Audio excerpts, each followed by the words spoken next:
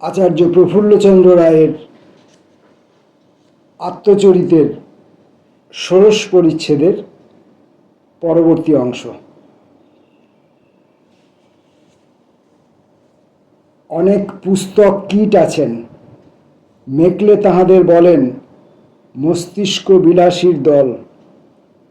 ইহারা একটির পর একটি করিয়া পুস্তক পাঠ শেষ করেন, কিন্তু গ্রন্থের আলোচ্য বিষয় সম্বন্ধে কখনো চিন্তা বা আলোচনা করেন না। ফলে এইসব গ্রন্থকীট শীঘ্রই তাহাদের চিন্তা শক্তি হারাইয়া ফেলেন। তাহাদের কেবল লক্ষ্য কতকগুলি বই পড়িবেন, আর কোনো বিষয়ে চিন্তা করিবার সময় তাহাদের নাই। এইখানে আমার একটি ব্যক্তিগত অভিজ্ঞতার কথা বলিব। 1920 সালে লন্ডনে থাকিবার সময় J.M. কিনস প্রণীত the economic consequence of the piece বা সন্ধির অর্থনৈতিক পরিণাম নামক সদ্য প্রকাশিত গ্রন্থ পাঠ করি। সন্ধি শর্তের ফলে জার্মানির নিকট কঠোরভাবে ক্ষতিপূরণ আদায় করিবার যে ব্যবস্থা হইয়াছিল, তাহা হ্রাস না করিলে কেবল মধ্য ইউরোপ নয়, সঙ্গে সঙ্গে ইংল্যান্ড ও আমেরিকার যে অসীম আর্থিক দুর্গতি হইবে, গ্রন্থকার ভবিষ্যৎদর্শী ঋষির দৃষ্টিতেই তাহা দেখিয়াছিলেন। পুস্তকের এই অংশের প্রুফ যখন আমি সংশোধন করিতেছি, আমি দেখিতেছি কেনসের ভবিষ্যৎবাণী অক্ষরে অক্ষরে ফলিয়াছে। পরে আমি পুনর্বার ওই পুস্তক মনোযোগ সহকারে পড়িতেছি। কেবল সময় কাটাইবার জন্য নয়, জীবনের আনন্দ বৃদ্ধি করিবার জন্য প্রত্যেকের রুচি অনুযায়ী একটা আনুষঙ্গিক কাজ বা বাতিক থাকা চাই। যাহারা অবসর বিনোদনের উপায় রূপে বিজ্ঞান চর্চা করিয়া জ্ঞানের পরিধি বৃদ্ধি করিয়াছেন, এমন কতগুলি লোকের নাম করা যাইতে পারে, যথা ল্যাভোয়াসিয়ার, প্রিস্টলে, সিলে, ক্যাভেন্ডিশ। ডায়োক্লিনিশিয়ান এবং ওয়াশিংটন কার্যময় জীবন হইতে অবসর লইয়া বৃদ্ধ বয়সে পল্লী জীবনে নির্জনতায় কৃষিকার্য করিয়া সময় কাটাইতেন।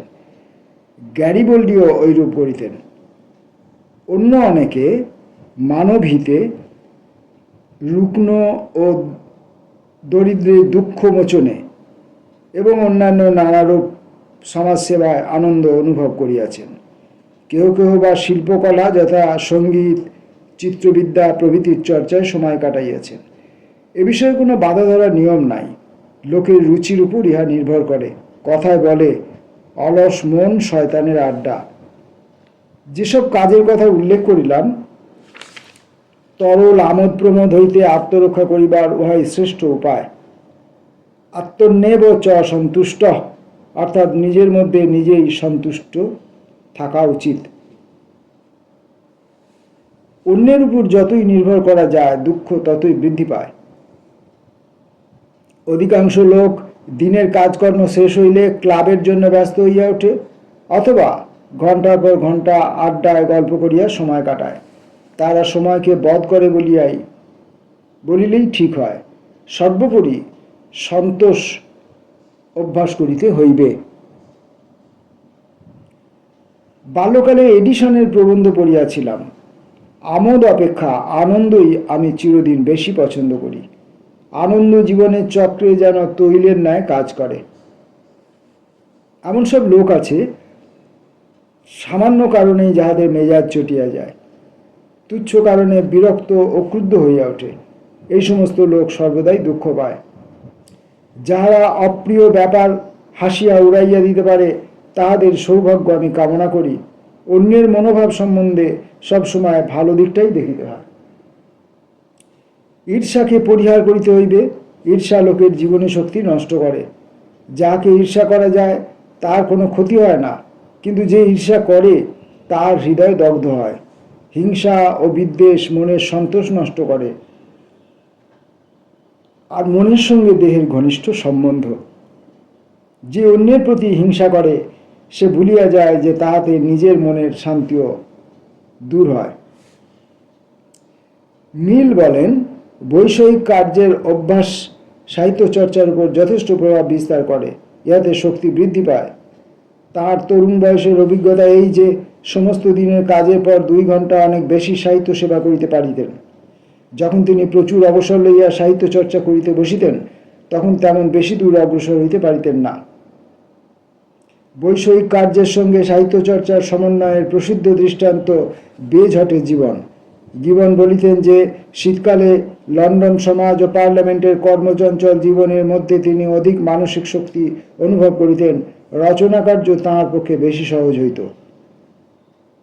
গ্রোট প্রতিদিন তাহার গ্রীষ্মের ইতিহাস লিখিবার জন্য 8 ঘন্টা সময় ব্যয় করিতেন। 2 খণ্ড গ্রন্থ বাহির হইবার পূর্বে ব্যাংকের কাজে তাহাকে কঠোর পরিশ্রম করিতে হইত। আমাদের সমসাময়িক জনৈক লোকপ্রিয় ঔপন্যাসিক ডাকঘরের কর্মচারী ছিলেন। প্রত্যহ সকালবেলা 5টা-6টার সময় তিনি ডাকঘরের কাজের মতোই সময় নির্দিষ্ট করিয়া উপন্যাস লিখিতে বসিতেন। মর্ডির স্মৃতিকথা, প্রথম খণ্ড, 125 পৃষ্ঠা। বৈষয়িক কার্যে কঠোর পরিশ্রম করিয়াও কিরূপে সাহিত্য সেবা এবং বিদ্যা অনুশীলন করা যায় তার প্রকৃষ্ট দৃষ্টান্ত গ্রীসের ইতিহাসের প্রসিদ্ধ গ্রন্থকার জর্জ গ্রোটের জীবন। 10 বছর বয়সে তিনি চার্টার হাউসে ভর্তি হন এবং 16 বছর বয়সে তাহার পিতা তাঁকে ব্যাংকে শিক্ষানবিশ নিযুক্ত করেন। গ্রোটের বিদ্যাচর্চার প্রতি তাহার পিতার একটা অবজ্ঞার ভাবই ছিল। তিনি ব্যাংকে 32 বছর কাজ করেন এবং 1830 সালে উহার প্রধান কর্মকর্তা হন। কিন্তু কার্য ব্যবস্থার মধ্যেও তিনি অবসর সময়ে বিভিন্নভাবে সাহিত্য সেবা ও রাজনীতির আলোচনা করিতেন। 1843 সালে ব্যাংক হইতে অবসর গ্রহণের পর তিনি তার গ্রীসের ইতিহাস শেষ করেন বটে, কিন্তু 1822 সালেই তিনি ওই গ্রন্থ লিখিবার সংকল্প করেন এবং বরাবর উহার জন্য অধ্যয়ন ও মাল মশলা সংগ্রহ কার্যে লিপ্ত ছিলেন। গ্রোট নতুন লন্ডন বিশ্ববিদ্যালয়ের অন্যতম প্রধান প্রবর্তক। তিনি কয়েক বছর পার্লামেন্টের সদস্যও ছিলেন। আমার নিজের অভিজ্ঞতা হইতেই জানি যে যাহারা কাজের লোক তাহাদের সময়ের অভাব হয় না। যাহারা অলস, যাহাদের শৃঙ্খলা নাই, তাহারাই কেবল দৈনন্দিন কাজে বা কোনো জরুরি কাজের জন্য সময়ের অভাবের কথা বলেন। ক্রমওয়েল 1650 খ্রিস্টাব্দ 3রা সেপ্টেম্বর ডানবারের যুদ্ধ পরিচালনা করেন। সমস্ত দিন যুদ্ধ করিয়া ও পলাতক শত্রুর পশ্চাৎ ধাবন করিয়া কাটে। পরদিন 4 সেপ্টেম্বর সকালে লর্ড জেনারেল বসিয়া পরপর 7খানি পত্র লেখেন ক্রমওয়েল। তার মধ্যে 1খানি স্পিকার লেন্থলের নিকট 8 পৃষ্ঠাব্যাপী ডেসপ্যাচ, আর 1খানি তাহার প্রিয়তমা পত্নী এলিজাবেথের নিকট এবং 3য়খানি প্রিয় ভ্রাতা রিচার্ড মেয়রের নিকট। রিচার্ড মেয়র ক্রমওয়েলের পুত্রের শ্বশুর বা বৈবাহিক ছিলেন।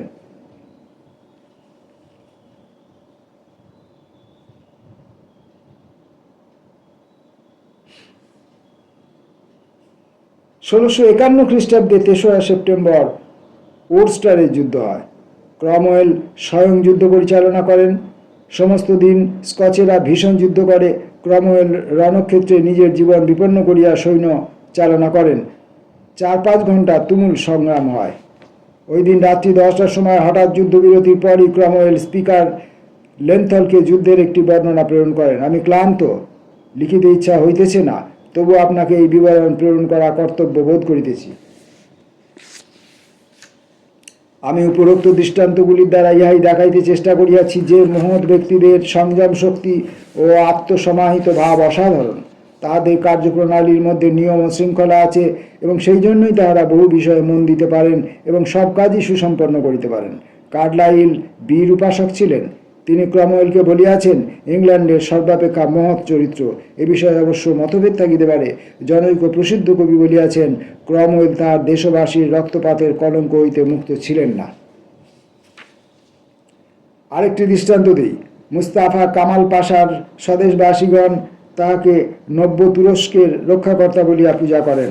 কামাল পাশা একাধারে যোদ্ধা, রাজনীতিক, সমাজ সংস্কারক। তিনি অঙ্গরা সম্পর্কে সমস্ত কাজই করিবার সময় পান। মন্ত্রীদের সঙ্গে সমস্ত গুরুতর বিষয়ে আলোচনা করেন এবং তাহাদিগকে কার্যে অনুপ্রাণিত করেন। তাহার বহুমুখী কার্যশক্তির গুপ্ত রহস্য কি? মিস গ্রেস এলিসন এই কথাটি সংক্ষেপে বলিয়াছেন, মোস্তাফা কামাল পাশার মনঃসংযোগ শক্তি অসাধারণ। তিনি মুহূর্তের মধ্যে যে কোনো বিষয়ে মন দিতে পারেন এবং সেই সময়ে পূর্ব মুহূর্তের সমগ্র চিন্তা ভুলিয়া যান। আরেকটি দৃষ্টান্ত দিতেছি।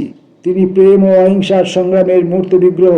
মহাত্মা গান্ধীর কর্মশৃঙ্খলা ও সময়ানুবর্তিতা অসাধারণ। তিনি গুরুতর বিষয় সম্পর্কে বড়লাট ও স্বরাষ্ট্র সচিবের সঙ্গে দেখা সাক্ষাৎ করিতেছেন, পত্র লিখিতেছেন। প্রত্যহ তাহার নিকট দেশ দেশান্তর হইতে শত শত পত্র টেলিগ্রাম আসিতেছে। বহু লোক বিভিন্ন প্রয়োজনে তাহার সঙ্গে সাক্ষাৎ করিতেছে। তিনি তাহাদের কথা শুনিতেছেন, ইয়াং ইন্ডিয়ার জন্য প্রবন্ধ লিখিতেছেন, আরও বহু কাজ করিতেছেন। কিন্তু এই সমস্ত গুরুতর কাজের মধ্যেও তাহার অসংখ্য বন্ধু ও সহকর্মীদের নিকট নিজে উদ্যোগী হইয়া পত্র লিখিবার সময় তিনি পান। আমি চিরদিনই তাহার মূল্যবান সময় নষ্ট করিতে দ্বিধাবোধ করিয়াছি। গত 2 বৎসরের মধ্যে তাহাকে কোনো পত্র লিখিয়াছি বলিয়া মনে পড়ে না। কিন্তু তৎসত্ত্বেও বোম্বাই সংবাদপত্রে বোম্বাই শহরবাসীদের প্রতি বাংলার বন্যা পীড়িতদের সাহায্যের জন্য আমার নিবেদনপত্র দেখিয়া আমাকে এবং বন্যা সেবা কার্যে আমার প্রধান সহকারীকে মহাত্মাজি 2খানি দীর্ঘ পত্র লিখেন। অদ্য 1931 সালের 30 আগস্ট সকালে এই কয়েক ছত্র লিখিবার সময় আমি সংবাদপত্রে দেখিতেছি তিনি মুম্বাই প্রদেশের অধিবাসীদের নিকট একটি বিদায়বাণী দিয়াছেন। ইংল্যান্ড যাত্রার পূর্বে বন্যা পীড়িতদের সাহায্যের জন্য গান্ধীজির আবেদন। আমি আশা করি বোম্বাই প্রদেশের লোকেরা বাংলার বন্যা পীড়িতদের সাহায্যের জন্য অগ্রসর হইবে এবং ডক্টর পিসি রায়ের নিকট তাহাদের দান প্রেরণ করিবে। Associated press, Bombay, 29 August 1931। মনকে এইভাবে চিন্তামুক্ত করিয়া বিষয়ান্তরে অভিনিবেশ করিবার ক্ষমতা আমাকেও কিয়ৎ পরিমাণে প্রকৃতি দান করিয়াছেন এবং এই শক্তি বলে আমি সময়ে সময়ে একাধিক্রমে 6-7 বিভিন্ন কাজে মনঃসংযোগ করিয়াছি। আমাকে যদি কেউ জিজ্ঞাসা করেন আমার জীবনের কোন অংশে সর্বাপেক্ষা কর্মব্যস্ত, আমি বিনা দ্বিধায় উত্তর দেব 60 বৎসর পর।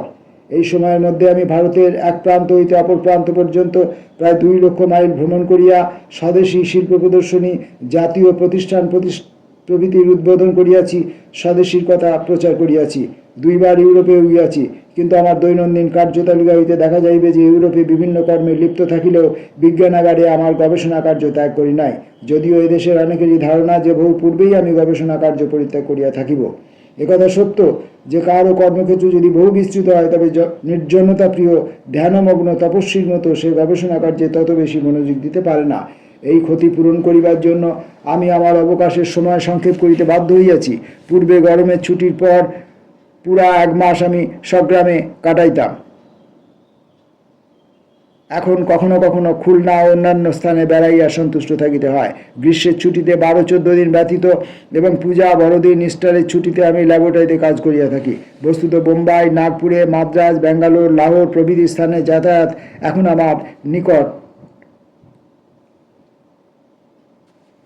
এই সমস্ত স্থানে যাতায়াত এখন আমার নিকট ছুটি বলিয়া গণ্য। সুতরাং দেখা যাইবে যে আমি বৈজ্ঞানিক গবেষণায় সময়ের ক্ষতিপূরণ করিতে চেষ্টা করিয়াছি।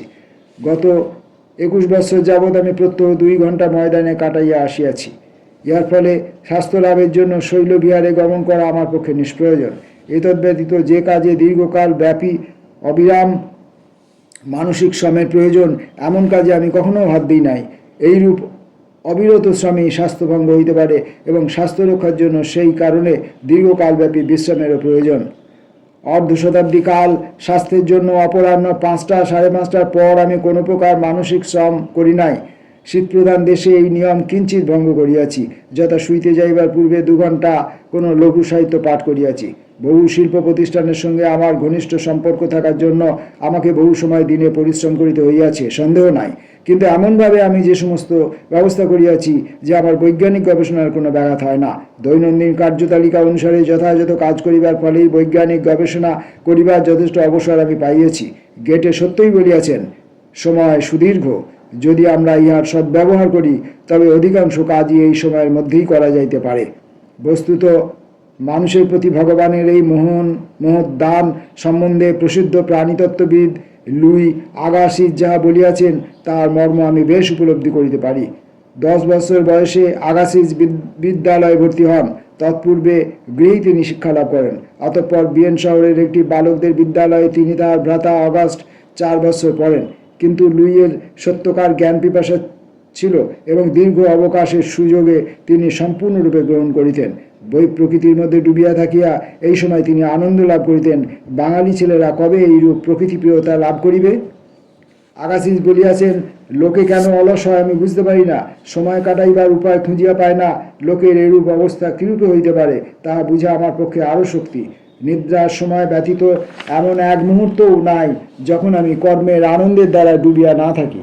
তোমার নিকট যে সময় বিরক্তিকর ও ক্লান্তিজনক মনে হয় সেই সময়টা আমাকে দাও, আমি উহা মূল্যবান উপহার বলিয়া মনে করিব। দিন শেষ যেন কখনো না হয়, ইহাই আমি ইচ্ছা করি। পরলোকগত রসায়নাচার্য স্যার এডওয়ার্ড থর্প আমার এসেজ অ্যান্ড ডিসকার্সেস নামক গ্রন্থ সমালোচনা প্রসঙ্গে লিখিয়াছেন, হিন্দু রসায়নিকের জীবনব্রত। Sir P C. রায় যে শীঘ্রই সাধারণের সম্পত্তি বলিয়া গণ্য হইবেন ইহা পূর্ব হইতেই বুঝা গিয়াছিল। বিভিন্ন শিক্ষা প্রতিষ্ঠান, সম্মেলন, সাময়িক পত্র, সংবাদপত্র, দেশের সামাজিক, শিল্প, বাণিজ্যগত এবং রাজনৈতিক উন্নতি প্রচেষ্টার সহিত যাহারা সংশ্লিষ্ট তাহারা জাতীয় কল্যাণের পথ নির্দেশ করিবার জন্য তাহাকে বক্তৃতা করিবার জন্য আহ্বান করিতে লাগিল। অজীর্ণ রোগগ্রস্ত ক্ষীণ দেহ এই ব্যক্তি দেশের সেবাতেই নিজের জীবন ক্ষয় করিবেন। নেচার পত্রিকার 6 মার্চ 1919। তিনি যদি আজ বাঁচিয়া থাকিতেন তবে বুঝিতে পারিতেন যে ভগবানের ইচ্ছায় আমার জীবনের কার্য এখনও শেষ হয় নাই। গত 13 বৎসর কাল আমি আমার জীবনের পূর্বের চেয়ে আরও বেশি পরিশ্রম করিয়াছি। যদি কেহ আমার দৈনিক কার্যক্রম পাঠ করেন তবে দেখিতে পাইবেন যে আমার অন্তরঙ্গ বন্ধুদের সঙ্গেও আলাপ পরিচয় করিবার সময় আমার নাই। 25 বৎসর পূর্বে জগদীশচন্দ্র বসু, নীলরতন সরকার, পরেশনাথ সেন বেতন কলেজের ভূতপূর্ব অধ্যাপক, হেরম্বচন্দ্র মৈত্র, প্রাণকৃষ্ণ আচার্য প্রভৃতি বন্ধুগণের বাড়িতে 2-1 ঘণ্টা কাটাইতে পারিতাম। তাদের বাড়ি আমার নিজ গৃহতুল্যই ছিল, কিন্তু বিভিন্ন প্রকারের এত বেশি কাজের সঙ্গে জড়িত হওয়াতে আমার সামাজিক আনন্দের অবসর লোপ পাইয়াছে। সন্ধ্যাবেলাতেই সাধারণত বন্ধু বান্ধবদের সঙ্গে আলাপ পরিচয়ের সময়, কিন্তু এই সময়টা আমি ময়দান ক্লাবে কাটাই। অবস্থা চক্রে বাধ্য হইয়া নিকৃষ্টতম আত্মীয়দের কাছেও আমি অপরিচিত হইয়া পড়িয়াছি।